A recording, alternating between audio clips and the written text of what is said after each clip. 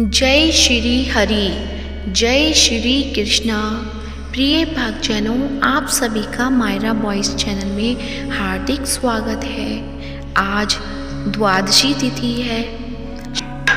आमला एकादशी के अगले दिन यानी द्वादशी के दिन पारण अवश्य करना चाहिए, तभी व्रत का पूरा फल प्राप्त होता है।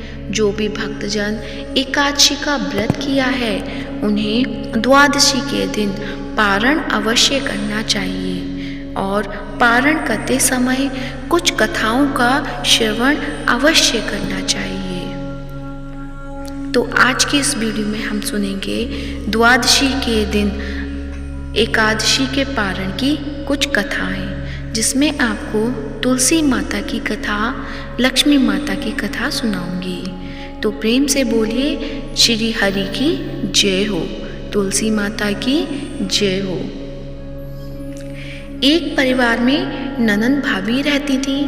ननद तुलसी की बहुत सेवा करती थी, जिससे भाभी नाराज रहती थी और गुस्से में उससे कहती थी कि तेरी शादी में तुलसी ही बारातियों को खाने को दूंगी और तुलसी ही तुझे दहेज में दूंगी। इस पर ननद मुस्कुरा देती। निश्चित समय पर ननद का विवाह हुआ और बारात घर पर आई तो भाभी ने बारातियों के सामने तुलसी का एक गमला फोड़ दिया और ननद के गले में मंजरी की माला डाल दी। लेकिन यह क्या चमत्कार हो गया, जब तक कोई समझ पाता गमले के टुकड़े स्वादिष्ट व्यंजन बन गए और मंजरी की माला सोने की माला में बदल गई। ससुराल वालों ने इस भगत पर प्रसन्नता व्यक्त की। भाभी को तुलसी का महत्व समझ में आ गया।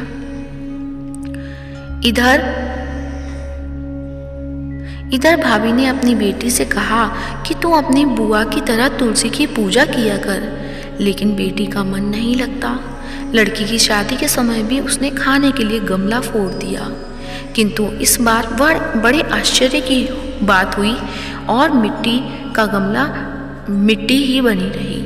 बाराती भूखे पेट ही उनकी आलोचना करते हुए लौट गए। काफी समय के बाद भाई को अपनी बहन की याद आई तो अपनी बहन से कहा कि कुछ सामान दे दो। पत्नी से कहा कि कुछ सामान दे दो। बहन से खाली हाथ मिलने नहीं जाना चाहिए।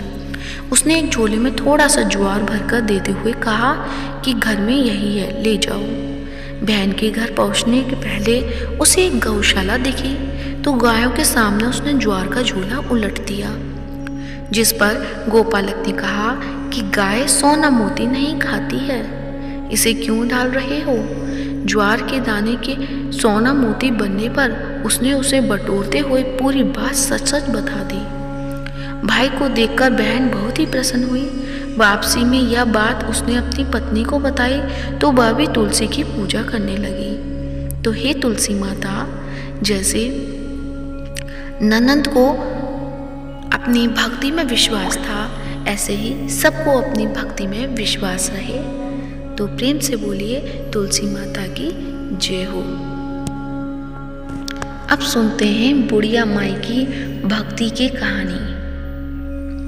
एक बुढ़िया माई थी, तुलसी जी को सींचती और कहती कि हे तुलसी माता, सत की दाता, मैं तेरा बिड़ला सींचती हूँ। मुझे बहू दे, पीतांबर की धोती दे, मीठा मीठा ग्रास दे, बैकुंठा में बास दे, चटक की चाल दे, पटक की मौत दे, चंदन का काट दे, रानी सा साज दे, दाल भात का भोजन दे, 11 की मौत दे और कृष्ण जी का कंधा दे। तब तुलसी माता यह सुनकर सूखने लगी तो भगवान ने पूछा कि हे तुलसी, तुम क्यों सूख रही हो। तुलसी माता ने कहा कि एक बुढ़िया रोज आती है और यही बात कह जाती है, मैं सब बात तो पूरा कर दूंगी, लेकिन कृष्ण का कंधा कहाँ से लाऊंगी। तब भगवान बोले, जब वो मरेगी तो मैं अपने आप कंधा दे आऊँगा, तो बुढ़िया माई से कह देना। जब बुढ़िया माई मर गई सब लोग आ गए। जब माई को ले जाने लगे तो वह किसी से न उठी। तब भगवान एक 12 बरस के बालक का रूप धारण करके आए। बालक ने कहा, मैं कान में एक बात कहूँगा तो यह बुढ़िया माई उठ जाएगी। बालक ने कान में कहा, बुढ़िया माई मन की निकाल ले, पीतांबर की धोती ले, मीठा मीठा ग्रास ले, बैकुंठा में बास ले, चटक की चाल ले, पटक की मौत ले, कृष्ण जी का कंधा ले। यह सुनकर बुढ़िया माई हल्की हो गई। भगवान ने कंधा दिया और बुढ़िया माई को मुक्ति मिल गई। तो हे तुलसी माता, जैसे बुढ़िया माई को मुक्ति मिली वैसे ही सबको देना। अब सुनते हैं लपसी तपसी दो भाइयों की कथा। इस कथा को सभी व्रत कथा के बाद अवश्य पढ़ना या सुनना चाहिए, तभी व्रत का पूरा फल प्राप्त होता है। तो आइए सुनते हैं लपसी और तपसी की कहानी। एक समय की बात है, लपसी तपसी नाम के दो भाई थे, जिनमें तपसी हमेशा भगवान की तपस्या में लीन रहता था। तो वहीं उसका भाई लपसी प्रत्येक दिन सवा सेर की लापसी बनाकर भगवान को भोग लगाकर फिर भोजन करता था। एक दिन किसी कारण दोनों भाई में लड़ाई हो गई। तपसी का कहना था कि मैं बड़ा हूँ और लपसी बोला मैं बड़ा हूँ। दोनों लड़ ही रहे थे, इतने में वहाँ नारद जी आ गए। नारद जी ने कहा कि आप दोनों क्यों लड़ रहे हो। तब उन दोनों ने अपनी लड़ाई की वजह बताई। दोनों ने नारद जी से पूछा, आप ही बताइए हम दोनों में कौन बड़ा है। नारद जी ने कहा, अभी तो मैं जल्दी में हूँ, लेकिन इस बारे में आपको जरूर बताऊंगा। इतना कहकर नारद जी चले गए।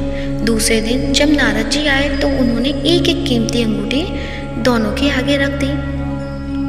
तपसी ने तुरंत ही अंगूठी अपने घुटने के नीचे छिपा ली और सोचने लगा कि अब मुझे खूब धन मिलेगा, जिससे मैं यज्ञ करूंगा और अपने आप ही बड़ा हो जाऊंगा। लपसी ने जब अंगूठी देखी तो वो सोचने लगा कि इसे अगर मैं अपने पास रखूंगा तो कोई भी आकर मेरी गर्दन काट देगा।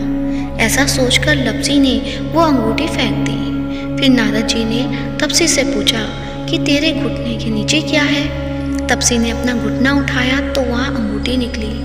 तब नारद जी ने कहा कि इतना भजन भाव करने के बाद भी तेरे मन में लालच है, इसलिए तेरे से तो लपसी ही बड़ा है और अब तुम्हें तुम्हारी तपस्या का फल भी नहीं मिलेगा। तपसी शर्मिंदा होकर माफ़ी मांगने लगा। तब तपसी बोला, नारद देव जी, मेरी ये आदत कैसे छूटेगी और मेरा पाप कैसे उतरेगा, इसका कोई उपाय बताइए।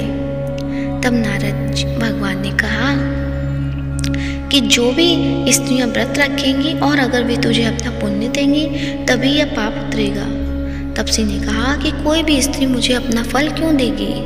तब नारद जी ने कहा कि अगर कोई गाय और कुत्ते की रोटी नहीं बनाएगा तो फल तुझे मिलेगा। अगर कोई व्यक्ति किसी ब्राह्मण को भोजन कराकर बिना दक्षिणा के ही उसको विदा कर देता तो फल तुझे मिलेगा। यदि कोई साड़ी के लिए ब्लाउज नहीं देगा, साड़ी के साथ ब्लाउज नहीं देगा तो इसका फल तुझे मिलेगा। यदि कोई व्यक्ति दीपक से दीपक जलाएगा तो भी फल तुझे मिलेगा। वहीं अगर कोई तुम्हारी कहानी नहीं सुनेगा तो भी फल तुम्हें मिलेगा। कहते हैं उसी दिन से हर व्रत कथा के साथ लपसी और तपसी की कहानी पढ़ना भी अनिवार्य हो गई। तो प्रेम से बोलिए लपसी तपसी की जय हो। लपसी तपसी का फल लपसी तपसी को मिले और हमारी पूजा पाठ का फल हमें मिले।